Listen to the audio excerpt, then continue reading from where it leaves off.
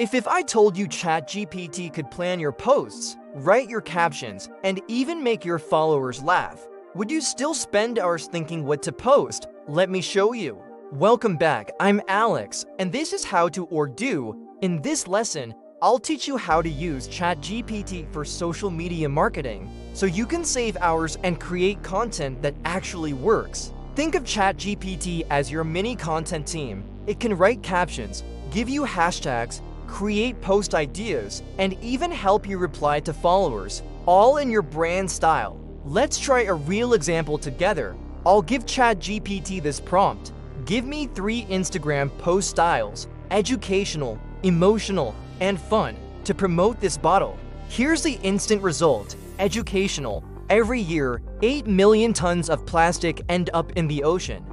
Switching to a reusable bottle is a small step with a huge impact. Emotional. This bottle isn't just a product, it's a promise. To the planet our children will inherit. Fun. Your bottle called. It says it's tired of single-use drama. In the next lesson, I'll show you how to turn ChatGPT from a caption writer into a full campaign planner. Stay tuned.